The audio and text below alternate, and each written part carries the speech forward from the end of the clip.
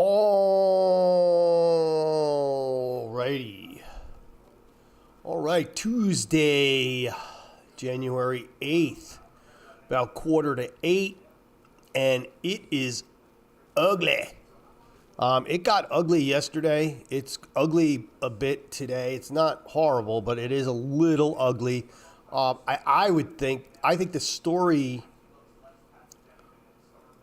of the day, as I always like to have a story of the day, is bonds are just getting absolutely demolished. They are just absolutely wrecking them. Down lows again, right? This is kind of where we mark the bottom, right here in this mark. I kind of marked the bottom here. Yes, I don't know. Who knows? This is. I think this has got a lot of big investors and traders and under a rock right now.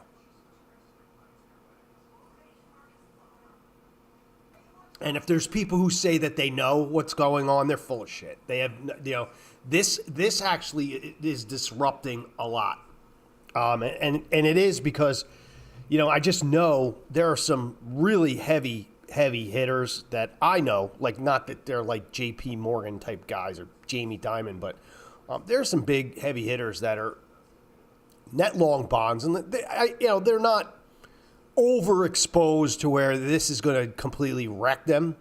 But let's face it, everybody's long bonds, and it's just, I guess that's the problem, right? Everybody's long bonds, and if everybody was short, we'd be rallying. So, this is kind of wreaking havoc. And it just seems to get worse and worse every day. It's bad. I got to go back 5 years, and I don't even think we can find, we're at almost 10 year. Here's 2010, 2008, so you got to go back to 2007. No, what am I talking about? 2008, 2009 to get these lows in the bonds, which is insane. And, but putting it in perspective, perhaps, maybe this is normal. Maybe this area down here is normal, being that, look, what happened in 2008, 2009, right? The quantitative easing, which was basically the Federal Reserve the U.S. Treasury became the biggest buyer of our own bonds, and look what happened. And they ruined the bond market. They basically ruined it for a decade or more. So anyway, I don't like to get to macroeconomics because that's a whole intellectual path that, it just doesn't suit me because I don't trade that way, right? But I'm just trying to put it in perspective, not only for people who, for the 10 people who watch my videos, but also for myself, like maybe perhaps where we're at and where we're going to go to here, maybe this is normal. And maybe we do retrace back down here to the 2023 September lows, or October lows here. This is October. Maybe we do. It's worth pointing out. I don't know. It's not really changing I have not added to any of my positions, thank God. Because for me, I'm a little too overexposed from what I think. So here's kind of the lows here. I'm just going to mark them because, why not? At this point, it looks like we're going to get there. with the way everything's going. So there you go, bonds. And then I think the other story, if there is one, is the Bitcoin collapse yesterday. I mean, we literally ran up, made highs. I think we got as high as what did we get back? We got back 102 or so.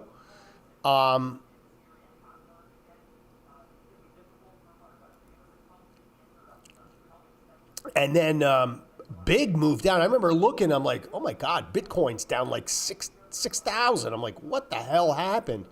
And then there was a bunch of stories that I seen that they were saying it was, I don't know. They were saying it was something. I was reading through some stories. Let me just see if I can dig them up. I mean, and I look at them as, especially news anymore, it's kind of hearsay. Here it is. Crypto markets bled 300 billion in a day as Bitcoin slumped to 95K. So I don't know what that means. All right, so okay. No, I guess it was no.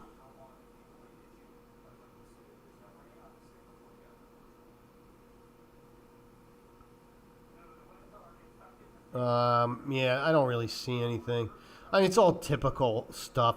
Rich dad, poor dad, author. I mean, why do they put that? Rich dad, poor dad, author. Just put the guy's name. What kind of headline is that? It's coming from who? Bean Crypto? BN Crypto? I have no idea. Look at this one. This right here, Bean Crypto. Rich dad, poor dad, author.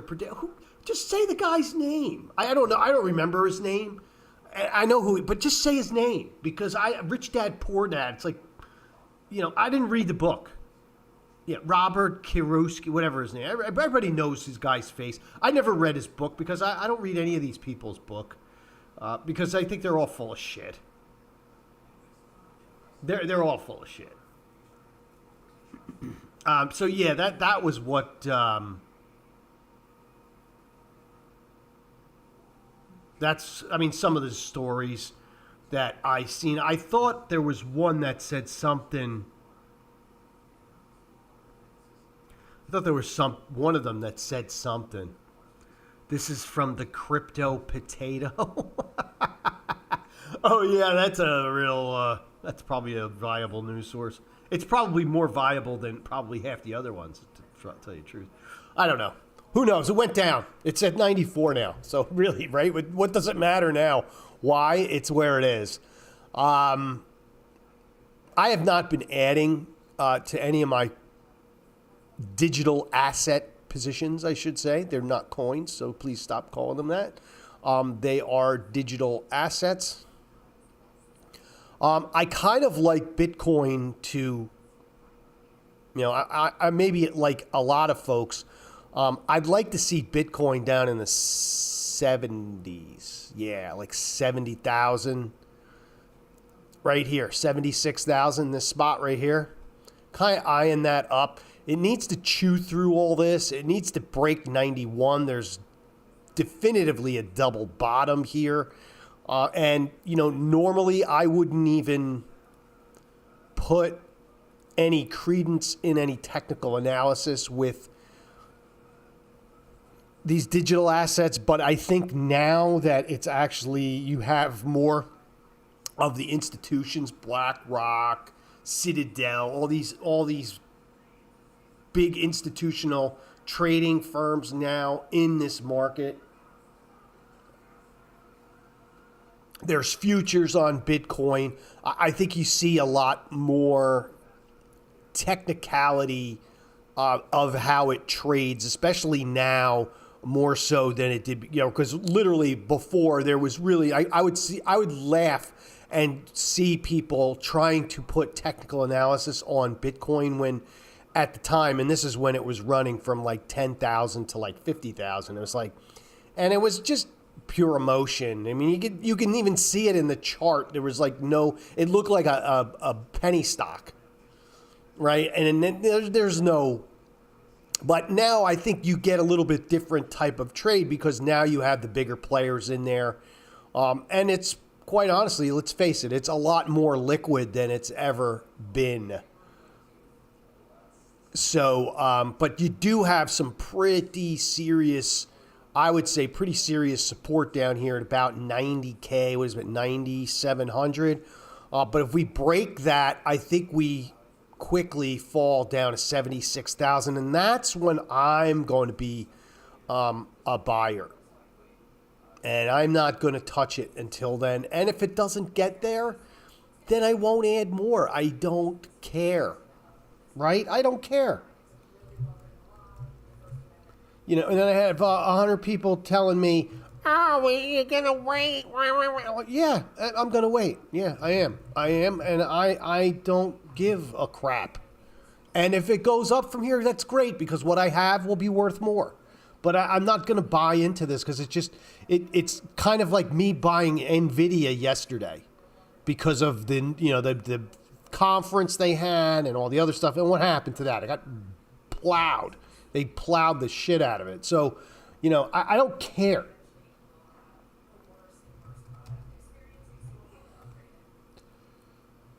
Because I don't get paid to be right. And I don't charge people for me to be paid to be right. So I don't care. So that's kind of the story there with Bitcoin. I just put in an alert there. I don't think I'm going to need to worry about it because I don't think it's fallen there. This is going to be I think this is going to be like a 3-month grind. But it'd probably be a 3-month grind, but it'll happen in like a week. Meaning that I think by March sometime, in February, March, we should be back down here. And that would be a good thing, I think. I think that would really be a good thing because I think it would bring this into like a little bit more of a realistic price range. But what is real, as we always say. So anyway, we talked about the bonds. We look at the major markets, look at the ES here.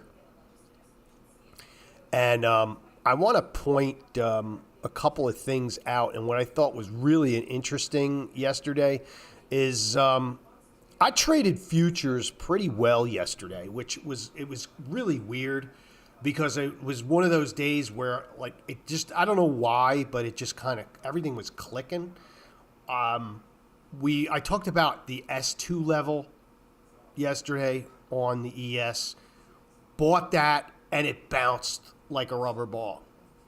We hit S3 in the market and it bounced like a rubber ball. And I caught 2 of those, and they were just scalps. They weren't like big time. I didn't catch the entire thing like everybody else on Instagram. And but you know what? Caught a good decent amount of it, and they weren't huge trades. It wasn't a ton of money, but the fact that they just set up was just to me really really cool. And so I guess today, what I'm going to be doing here is I'm really going to be watching. And what's going to happen today is like, it never happens 2 days in a row. I know it doesn't. And I know I'm going to do a trade today and I'm going to get shellacked. Not shellacked, but I'm going to get stopped out. I just know it. It just doesn't, nothing happens 2 days in a row. It just never does, never has. But anyway, you take the trades anyway, right? Because it's the ones that you don't take, and I won't take it, and then it will do what it needs to do, but it is what it is.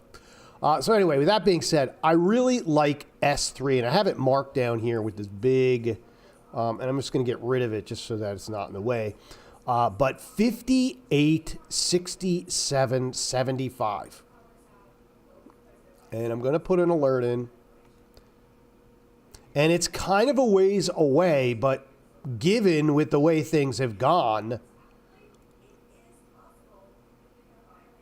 I don't, I'm not going to doubt anything. So we're going to put this alert in. Right? And this is S3. S3 on 01 0825. Okay. So I'm going to be looking at that level today for my kind of my trade of the day. I don't know if I'm going to take 59.10, and the reason is we kind of had a little bit here yesterday, but this drawdown kind of will keep me out of that trade today at 59.10. So that is why I that one I really do not like. Now to the upside, and I think if we get upside momentum, I think a lot of these pivots to the upside, other than the actual pivot here, which is 58.78, I will take a short there today. But if we get above that and we get any kind of momentum, I am not going to take any of those.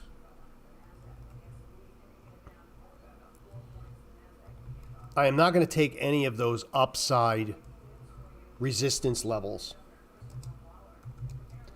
And the reason is I think if we do get momentum today, we could see a serious, like, rip your face off rally.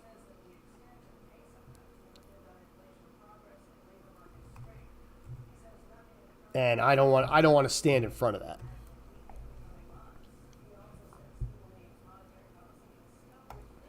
All right, and so that is kind of it on the ES. Now, obviously,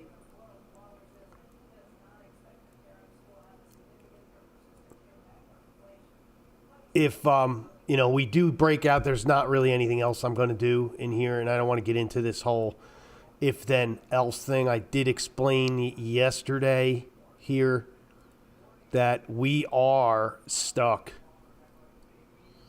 Right, here's our highs. Back around 61.50. You have a pretty definitive now in the short term here, a pretty definitive what could be classified as even a triple bottom. We have one. And again, I 1, 2, and 3. And we have not really broken. What's also very interesting is that although we've actually bounced in those areas, there is a little bit of selling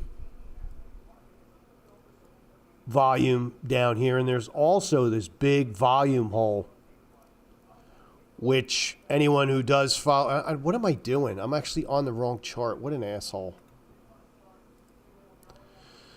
Anyway, that was fun. So anyway, triple bottom. What a douche. I'm such a douche. 1, 2, 3.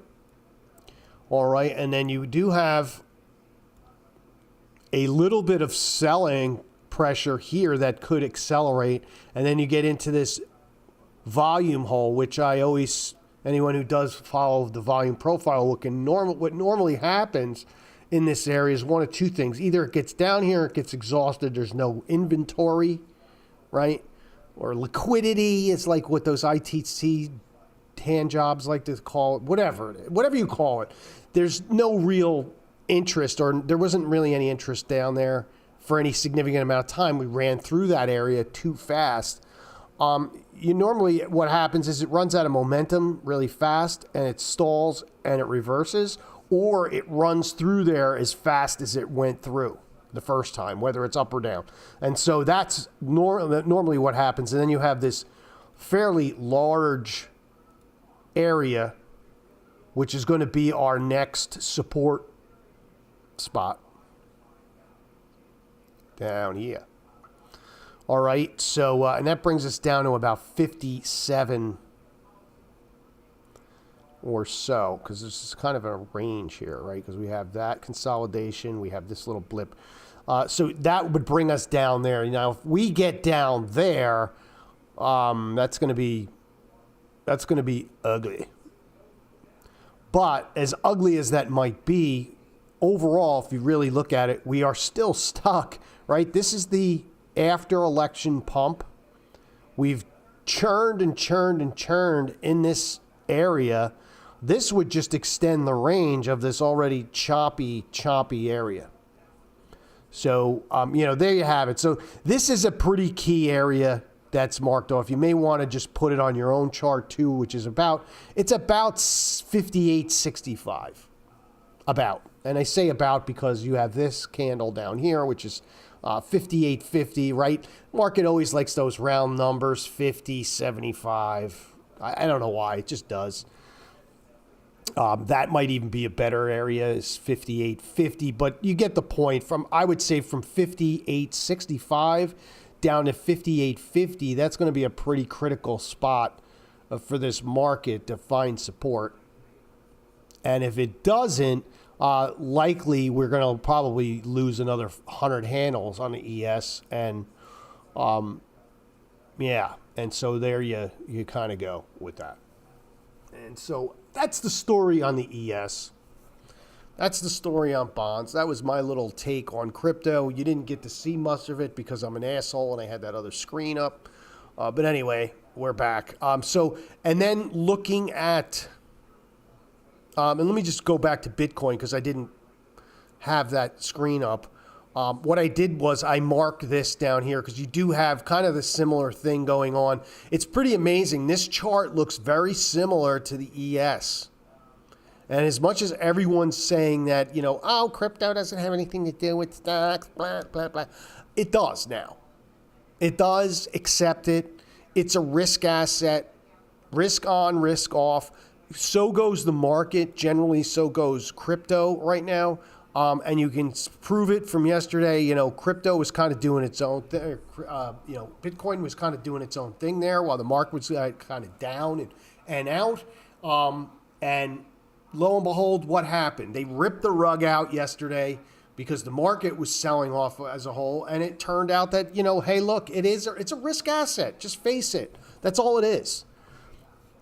Stop trying to explain it for anything else that it is. It's got commodity, whatever. It's a risk asset. And so again, we got this kind of double bot. Definitely a distinct support line here at, whatever this is about 90K, 91K. And I'm just going to mark that because that's what I do.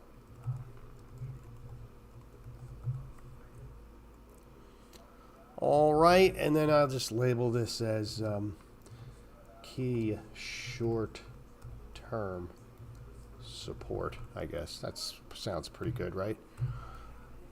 You can call it whatever you want. I guess. I don't know. I can call it anything. I call it wop, right? I'll know what it means. I know when we hit 91K that, hey, look, that's pretty critical. And so that's kind of the story there. I'm not going to talk about any other. I always like to put up XRP because the XRP wing nuts, I swear to God, I don't even know where these people come from. And, look, that's great. I get it. But it's almost like I just equate it to, it's like a group of people that would just come out and make content and then talk about NVIDIA. Or just talk about Tesla or talk about Apple and then talk about the company over and over and over again. Yeah, I get it. I saw the news. I read the same article as you did. And it doesn't translate into it going to $100,000 right now. Now, maybe 10 years from now. Yeah. Okay. All right. Maybe. I don't know. That's a long way off. I don't really want to look down the road that far. And you know what? There's probably 1,000 other things, probably not even 1,000, probably more, probably 1,000 other things that I could invest in right now than sit in this. Oh, it went from $1 to $2. Big deal. You know how many other things went from $1 to $2 in the last 6 months? You know how many things went from $1 to $100 in the last?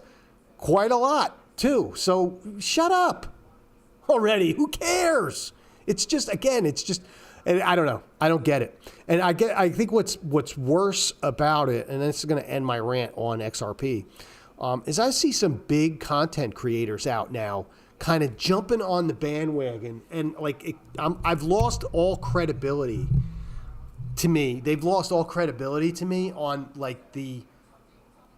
on the impact of their content. They're all jumping on board because you know what? There's nothing going on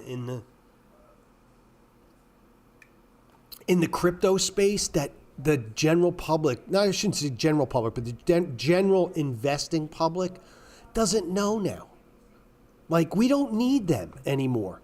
All these big crypto influencers, I would name names, but I don't really do that. But they're meaningless. They might as well just they might as well shut down shop and go away because they're not even needed anymore to find out what's going on. Because now my crypto news is mainstream. I can just go on TradingView and click on the symbol for Bitcoin and I'll get 100 stories on what's going on with Bitcoin, XRP, Solana, any of them, Cardano, whichever ones you follow. I don't need some, bone in the nose, tatted up, sockhead wearing dude to come and tell me my crypto news anymore. Where you look 5 years ago, yeah, you kind of needed those guys because you didn't really have any mainstream news or influence on it. But now, those guys are out of business. They're done.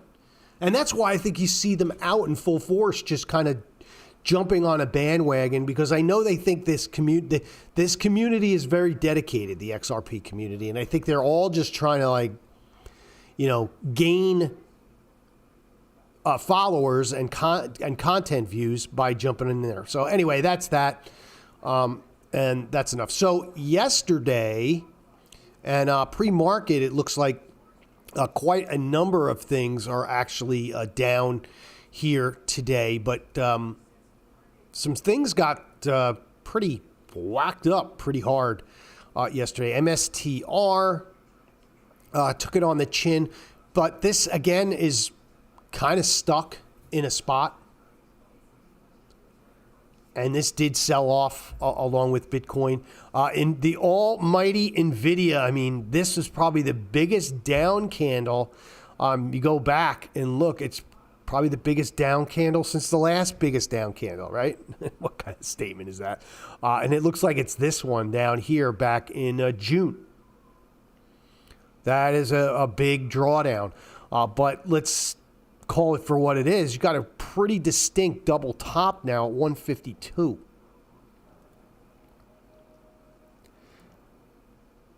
All right, and so we'll stick that up there. We'll change the color. And so you got a pretty distinct double top up here. And I think what sets up in NVIDIA, and I'm actually going to go pop in and look at the options. And then I think you have some relatively decent support that I would call around $100, right down in this range here.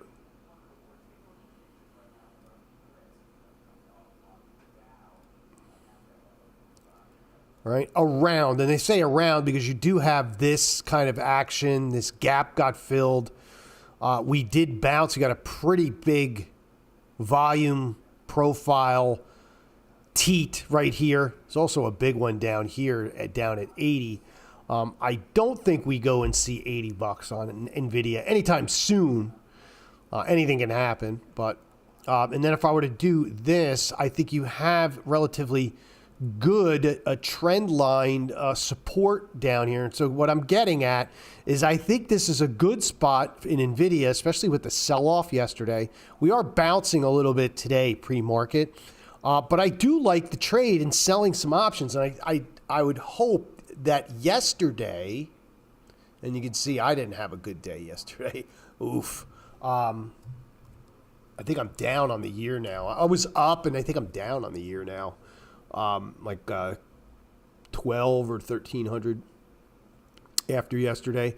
I would hope that the volatility got a little inflated, but it didn't. It didn't. It's at 22. I mean, it did not get a volatility pump at all. And volatility was up yesterday a couple of cents. But I would say, honestly, that I did not feel it in the market. I did not feel it expand. And usually you can, especially as an option trader, you usually can feel when things expand. And I didn't really feel it. And I didn't see it. And so anyway, this just puts NVIDIA in a bad spot for me. I don't have many positions on in it. But I do like it. I do like trading it in this range.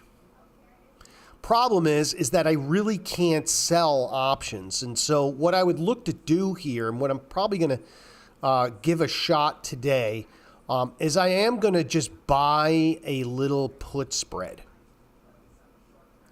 I kind of like the 150, and I think I'm just going to go ahead, because I would sell calls. Honestly, I would sell calls. I just don't think the volatility is high enough to sell calls in NVIDIA it's not going to make it worthwhile. So you almost have to buy puts. So what I kind of like here is I do like the put a diagonal, and I'm going to put that on. And so I'm going to do like a 40, might even do a 145. I like in the money. The 145 is about a 50 delta. Let's see, the 150 is a 56 delta.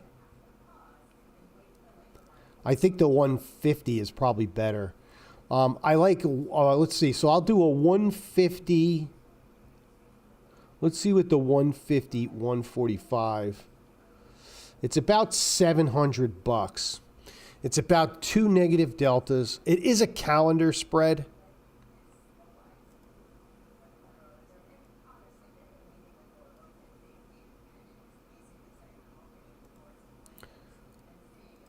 The nice thing about this is that, as you can see,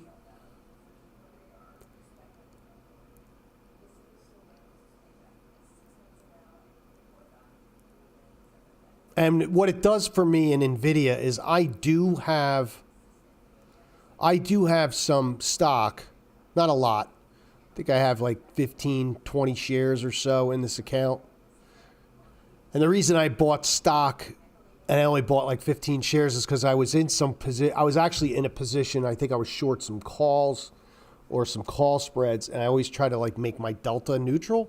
And in order to do that, I had to own stock. It was just easier to own stock than do options. So that's what I had done.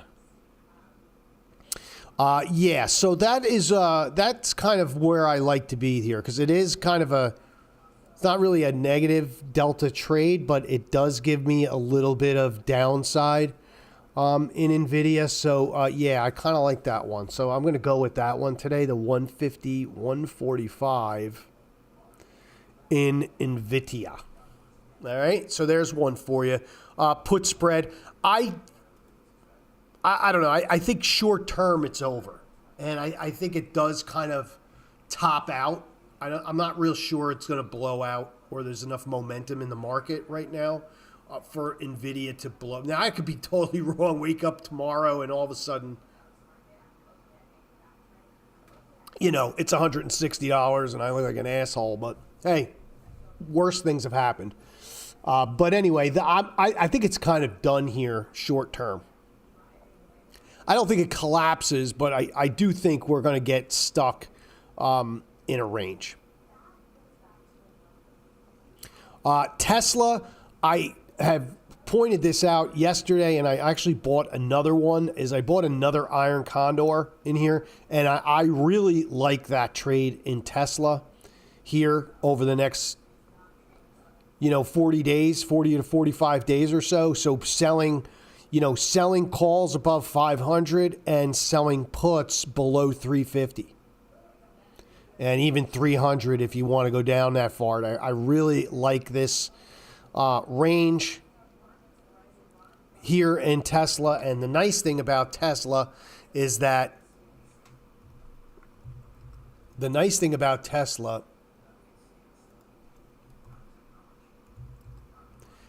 the IV rank continues to stay elevated here. It's still at banging at 82, which is awesome. I mean, that's what you want. And if that continues, I'm going to continue to just sell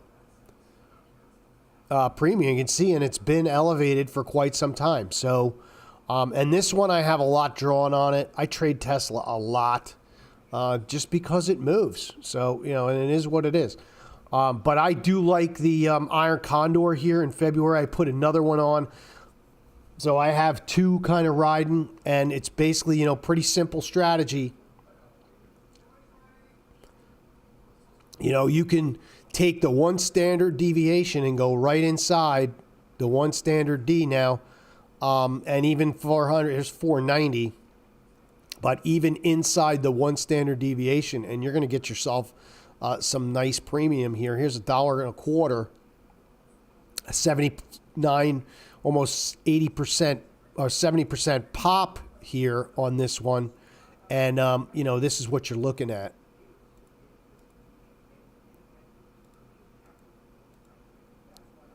I don't know why this is doing this. This is not doing this right. Why is this all messed up? I didn't know. I don't know why this is doing this. Something is weird. Something is weird. Something is very weird. Let's do this. It's got to be something. No, I'm not doing that. Something's weird because this usually doesn't do this. This usually gives me a distinct curve, and it's not doing it. I didn't know. Oh, didn't know. This is another whack. What the hell is going on? Usually, Buzz, where's my little thingy here? I don't know. Where's my zone here? I don't know what's going on. This is messed up. Ah, there it goes. What happened there? What the heck was that? There it goes. There we go. There it is. All right.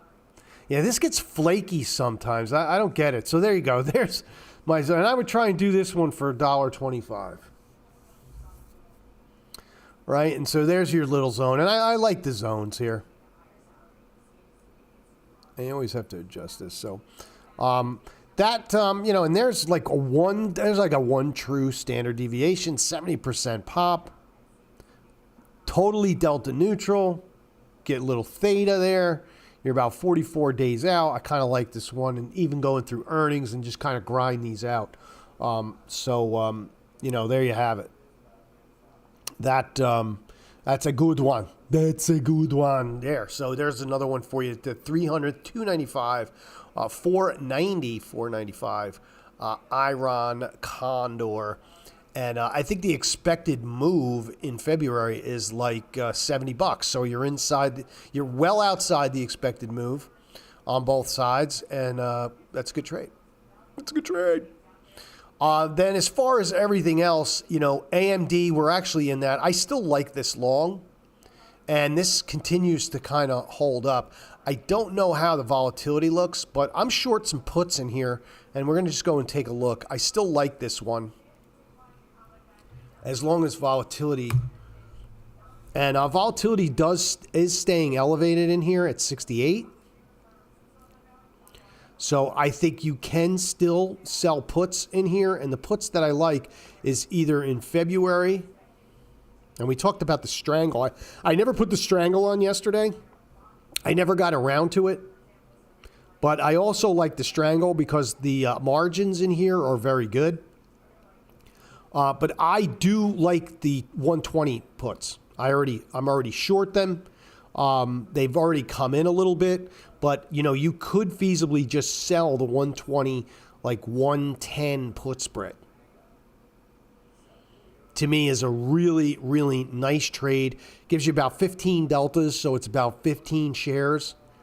62% probability of profit. If you got some downside as well. So if NVIDIA decides to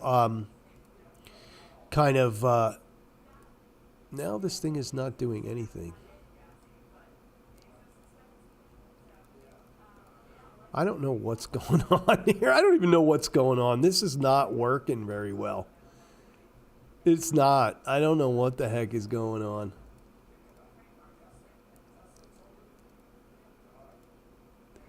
Yeah, it's just not. Yeah, I don't know. It's weird. It's weird today. I don't know what's going on. It should be like this. Right? This curve should come up like this, and it should be in here somewhere. I don't know. See, here's the profitability curve. That looks right. This red, green is not. It's not the work. Not the work. I don't know. Ah, there you go. What is going on there? That's what I was looking for. So anyway, there you kind of have it. So you can see you have downside to about 117 and a half on this. And if you can do this one for like 295, you got a nice cushion here. So even if NVIDIA kind of backs off, it's down a little bit today, you could probably get this even better than what's quoted now. You do have some downside protection in it, and you can sell a little premium. So still like that in AMD, and those are the 120 puts on in AMD. So those are still in play. And then as far as like the other bigger, like Apple, I don't know what to do with Apple. Apple has no volatility. It's almost become like, it's kind of become untradeable a bit. Volatility is elevating in here a little bit from what I see at 42.5, but it's still not high enough. You know, I like to see Apple get in the 50s. You can see it does actually run hot sometimes. It gets in the 90s. But I would like to see this get up, you know, in the 50s or get above 50 before I start doing anything in there. And I'm going to stick to my guns on that one. So no there in Crapple. What else? Amazon really hasn't been one that I've been playing. This one is another one where if you've been long, you've just been great. I'm not going to just short it here just for the sake of shorting it. That doesn't make any sense. Adobe, I'm still getting my ass kicked in Adobe. I think I'm short 260 calls or something like that. Yeah. And this thing just keeps and it's falling again today. It's over. I mean, I think I'm at max loss. I'm in a call spread. Am I in a call spread or a put spread? I don't even remember. Let me look. Positions. I'm getting absolutely desecrated in this. Yeah, I'm in a put spread. I'm in a 490, 485 February put spread. So it's at max loss. You can see, look, I'm just getting pounded. And this is my bond position. Hey, man, you got to show your losers, man. This is my real P&Ls of really what's going on. It wasn't a good day. Wasn't a good day yesterday at all. But yeah, Adobe, I'm just getting, I got to figure out what to do. I mean, I don't know if there's anything to do. To me, it's just, I'm at a point with that where I'm like, all right, I'm at max loss. I might just leave it and just let it go, right? Let it expire. Let the margin clerk call me and go, and it's like, dude, just what do you want? I'm just gonna let it go. Let it go. It's, you know what I mean? It's covered, right? They'll exercise it. They'll assign me the stock. They'll pull it away, and all right, next. Have a nice day. That's it. You know what I mean? Have a nice day. It's over. Yeah, it's over. So that one is, I think a big surprise was Micron yesterday. But the problem with Micron is, again, I'm going to flip back over to here. And no volatility. So I really can't do anything in there.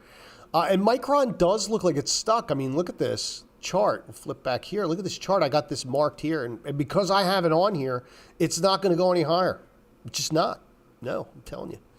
But you have a stock here that is literally like stuck right there for quite a while since September. And so, yeah, and unfortunately, there's no volatility in here. And so, unfortunately, you really can't do much of anything with it unless you want to buy something. And I don't know. Let's go and look. Maybe you do buy. Maybe we do a calendar spread. Let's see what a calendar spread. It's at 103. Let's take a look at a call calendar.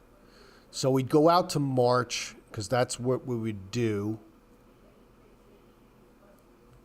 The 100 is about 60 deltas, which that isn't bad. Slightly in the money. I would prefer the 95s, quite honestly. I always like to be in the money when I do a calendar spread. It's very important to have intrinsic value when you do a calendar spread. And, there's and the whole thing is, too, with options, folks, you really need to understand intrinsic value, especially when you're long options. Because if you don't have any intrinsic, if you just buy out of the money or slightly out of the money or at the money options, you basically are just pissing money into the wind. Because without that intrinsic value, your options lose all credit, all value. Now, obviously, if you're selling options, you're on the other side of that. So you don't care. You don't want intrinsic value, right? You want the premium to erode away. But when you own options, you want to give yourself every chance in that option being worth something, especially over time. I'm not talking about the day traders that go and do 0 days or the weeklies or the people who try to sell a subscription service because oh, hey, I just bought these weeklies at $2.50, and they went to $2.75, and oh wow, look at me, I'm a hero. We made money, and that's a 62% return. Yeah, all right, whatever, dude. Fine, good for you, but this is a whole different ball game. This is a little bit more of a swing trade, and so I would do like a 95. Let's see what the true calendar, and then I might do the 95 true calendar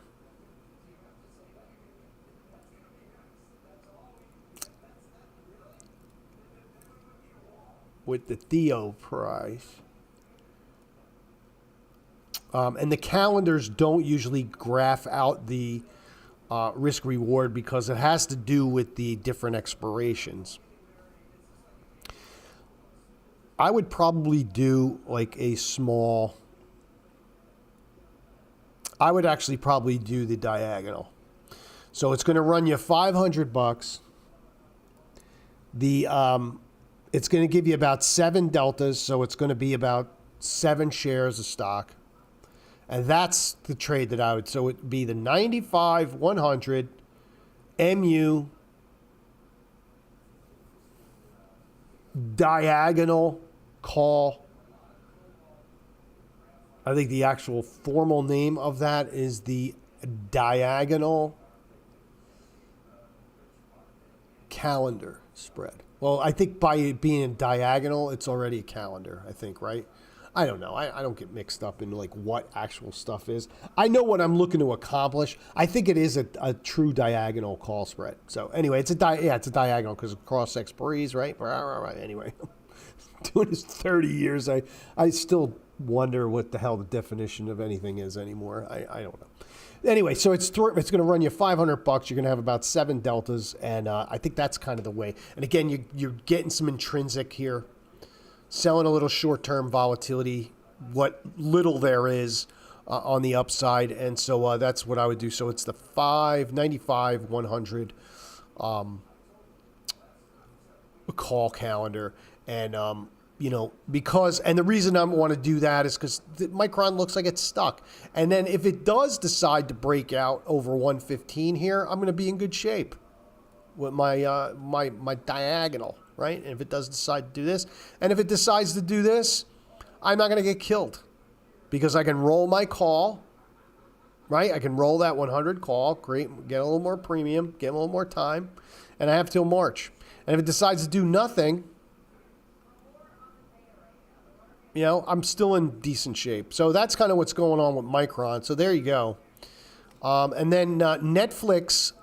Netflix is another one that I like iron condors in, similar to Tesla. It's a very similar type of thing. I like selling calls above 1,000 and selling puts below 750. And that's what I've done, and that's what I have, and I think you can still do that. And I think Netflix has remained somewhat... Yeah, volatility is still staying bid in here.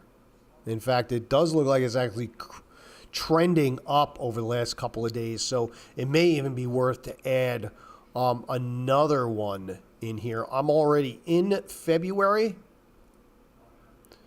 Let's see what I got.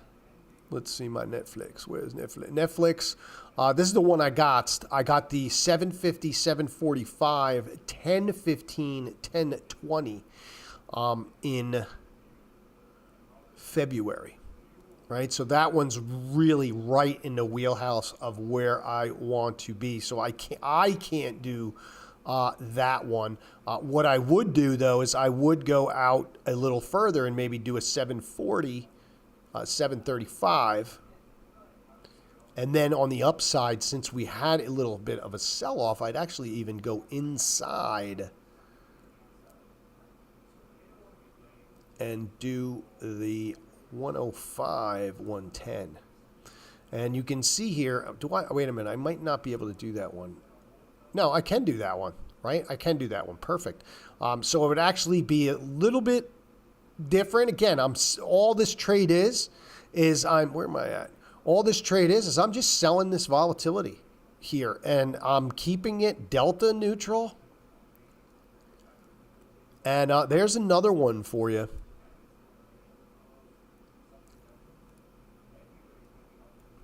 All right, and so there's another one for you that, you know, is here's the expected move. We have earnings coming up as well, and you're well outside the expected move. That's not to say that that's going to work out. 70% probability of profit. Again, pretty much delta neutral. Not getting much theta, but you really never really get much theta in iron condor. And you have to do an iron condor in here because the margins suck. So, there you have it. And then again, if you want to get a little more aggressive, just widen the strikes. So instead of doing a 105, you do a 115. And a 740, you do the 730, right? So it's 10 wide on each side. And basically what you do, and they kind of call this the poor man's strangle, because you're kind of using a little bit more buying power. It's still risk defined, and you're able to bring in a little bit more premium on this one. You're going to bring in 230, and you can see here probability of profit is 85%. So pretty cool, right? So yeah, that's how you do that. So I kind of like that in Netflix. I'm going to put that one on. I'm not going to do the poor man's or the poor man's strangle. I'm going to do the pure. I am going to do the pure iron condor. Try to do it for about $1.32, and then 70% probability of profit. You're only going to use $300 worth of buying power, and there's another one in Netflix. And again, we're selling this volatility, and volatility is actually showing up on. It's still on the list as well. So there's that, which is nice. And so I have two more, and then I'm going to call it quits. Palantir. Volatility extremely elevated in here. I actually did this one yesterday. Where is Palantir? Palantir, I got a couple of them here, right? I did, and these are in two different accounts, and so that's why there's two here. I have two different accounts, so I did one in each, and I did the 60-55 and the 95, 100, and I did the 100, 105, and another. But this is another one that I like selling some premium in here. Another stock that's difficult to just sell because the margins suck. And you can see volatility extremely elevated in here. In Palantir, it's had a pretty crazy run overall. It's down. It's trading down again today. But I do like selling in here in that range. So, and I do like the February expiry. And so, anything under 60 and anything over 95 or 100, and I think you'll be set. And you could sell some iron condors in there. And so you could do we'll do the one that I did, which was the 60, 55. And then you have like the 100, 105. And you can see here, you're actually getting, you're actually doing better than I did. You get $1.60 for this. It is skewed a little bit. So be aware of that. It is skewed a little bit to this because you're actually, since we're inside the expected move here, you are getting some positive delta on this. 63% probability of profit. Now, look, if you want to reduce the delta, just back these puts off. All right. So if you back those puts off, what the heck happened there? Why did it just flip? That's odd. That is odd. I don't know what's going on with this curve thing. But anyway, you just back those puts off and you could see that delta did not change. What is going on? What is going on with this? Why is this messed up? Come on, Tasty Trade. What are you doing? Anyway, that's supposed to back the delta off. These numbers are a mess. I don't know what's going on. Probability of profit is 13%. What is going on? What is going on with this?